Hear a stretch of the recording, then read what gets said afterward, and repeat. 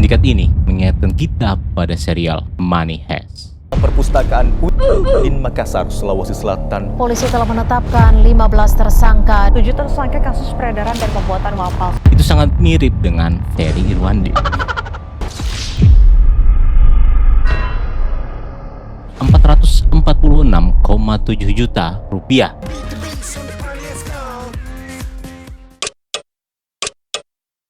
Halo, balik lagi di Orang Titipan. Seperti biasa kita ada di segmen Story WOD. Kita akan membahas dengan detail ya dari A sampai Z.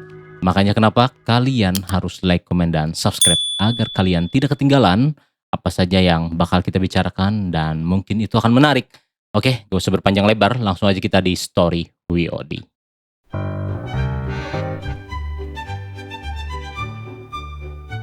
Apakah kalian masih ingat dengan sebuah film series yang dirilis di Netflix, yaitu Money Heist, yang karakter utamanya adalah El Profesore, yang kalau menurut gua itu sangat mirip dengan Ferry Irwandi. Nah, kasus penangkapan sindikat uang palsu di salah satu kampus yang ada di Makassar yang viral akhir-akhir ini bikin gua keinget lagi sama sebuah serial Netflix Money Heist ini. Di mana di dalam serialnya ini El Profesore adalah tokoh utamanya dan merekrut beberapa orang yang memiliki keahlian khusus. Sedangkan di dalam kasus sindikat uang palsu ini, penyelidikan sementara polisi mengungkapkan kalau mereka menetapkan 15 orang sebagai tersangka. Bahkan jika kemungkinan di dalam penyelidikan terbukti masih ada oknum-oknum lainnya, kemungkinan tersangka akan bertambah. Di sini gue bakal berusaha melihat sindikat ini dari perspektif yang lain. Nah, jadi apa saja yang sebenarnya bisa mereka lakukan? Nah, kita bakal spill tipis-tipis tentang kasus ini karena penyelidikan masih berjalan. Nah, jadi di awal Desember tadi, pihak kepolisian Goa dan Mamuju itu membongkar sebuah sindikat uang palsu yang ternyata semua itu di luar ekspektasi kita.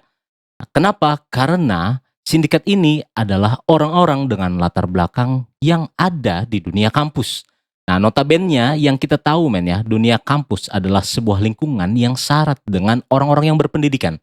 Nah, pastinya pikiran orang normal tidak akan jauh berpikir bahwa mereka tidak akan terkena kasus kriminal. Kepala Perpustakaan UIN Makassar, Sulawesi Selatan. Polisi telah menetapkan 15 tersangka. 7 tersangka kasus peredaran dan pembuatan uang palsu. Jika dalam serial Netflix Money Heist, mesin cetak uang itu ada di dalam gedung Royal Mint of Spain, tapi di kasus Money Heist versi Wakanda ini, mesin cetak uangnya itu ada di dalam kampus. Jadi jika El Profesore di dalam serial Netflix sibuk menyusun bagaimana rencana masuk ke dalam gedung royal itu untuk melancarkan aksi mencetak uangnya dan mengambil emas batangan, tetapi sindikat Wakanda ini sepertinya terkesan jauh lebih hebat Karena apa?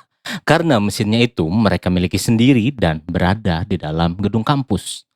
Nah, yang jadi pertanyaan di sini adalah dari mana mesin cetak uang itu berasal Dan ini masih menjadi sebuah misteri dan masih dalam penyelidikan pihak kepolisian.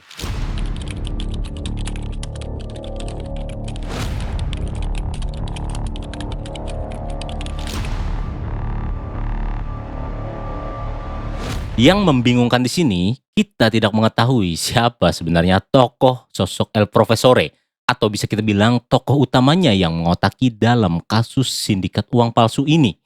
Dan perbedaan lainnya yang sangat mendasar adalah jika di dalam serial Money Heist ini, mereka, El Profesore berhasil melakukan aksinya, tetapi di dalam kasus sindikat ini, mereka gagal dan berurusan dengan masalah hukum. Jadi ada 15 tersangka, ditambah lagi 100 barang bukti yang berbeda dan sebuah mesin offset percetakan beserta uang palsu sebesar 446,7 juta rupiah yang dijadikan sebagai barang bukti di dalam kasus ini. Dari keterangan pihak kepolisian, kasus ini terungkap karena ada dugaan yang mengatakan kalau ada sebuah transaksi jual beli uang palsu tadi kepada masyarakat dengan skema uang asli 10 juta ditukarkan dengan uang palsu sebesar 20 juta. Jika berbicara di luar konteks dari kasus ini, seseorang yang memiliki keahlian dalam memalsukan barang, setidaknya dia punya keahlian untuk meniru dan membuat sebuah benda menjadi sama persis. Keahlian dalam memalsukan barang ini tentu melibatkan sebuah kemampuan yang pastinya sangat detail dalam meniru dan menciptakan sesuatu. Nah, jika diarahkan pada sebuah tujuan yang positif, bisa sangat bermanfaat, karena tidak semua orang memiliki kemampuan ini. Jika kita lihat sebenarnya apa saja yang bisa mereka lakukan dengan keahlian ini, kita akan menemui beberapa hal yang mungkin itu menarik dan menjadi sebuah pekerjaan yang sangat eksklusif. Salah satunya adalah contoh restorasi benda seni. Nah, di mana keahlian dalam meniru sebuah detail itu bisa digunakan untuk memperbaiki atau melengkapi sebuah karya seni yang rusak atau tidak lengkap, Nah, kita tahu sebuah benda seni itu pastinya bernilai sangat mahal. Bahkan kadang harganya itu, di luar dari logika kita. Dan yang kedua adalah pembuatan replika benda bersejarah. Nah, di mana sebuah replika benda bersejarah ini, pastinya tidak bisa diulang lagi dalam pembuatannya. Tetapi dengan keahlian ini, mereka bisa melakukannya, Bahkan keahlian ini bisa digunakan untuk tujuan edukasi, penelitian, atau menggantikan sebuah benda yang terlalu rapuh untuk dipamerkan, di dalam sebuah pameran benda-benda seni bersejarah. Dan kalau gue pikir seseorang dengan tipe seperti ini, jika keahliannya diasah lebih lagi untuk mempelajari software-software dan bahkan teknologi, orang seperti ini karena basicnya dia memang menyukai sesuatu yang sangat detail, dia akan sangat berguna, di dalam dunia industri perfilman bahkan hal yang lainnya. Nah, misalnya contoh di dalam efek visual, nah di mana di dalam dunia perfilman bahkan video game, keahlian seperti ini sangat dibutuhkan untuk menciptakan sebuah efek yang sangat realistis. Dan pastinya keahlian seperti ini bayarannya pasti sangat mahal, Pengembangan teknologi percetakan 3D sebenarnya juga bisa, menggunakan keahlian seperti ini jika mereka mengasahnya lebih lagi, ya. Nah, jadi gue pikir keahlian dalam meniru detail ini bisa sangat membantu dalam kualitas yang dihasilkan dalam percetakan 3 dimensi, ya. Oke, bagaimana menurut kalian? Kita akan terus menunggu, ya. Siapa sebenarnya El Profesore di dalam kasus sindikat uang palsu ini? Nah, jadi kita tunggu saja rilisnya dari pihak kepolisian. Oke, sampai di sini aja Story World kali ini. Gimana menurut kalian? Semua pandangan kembali kepada diri kalian, ya. Dan terima kasih udah menonton sampai habis.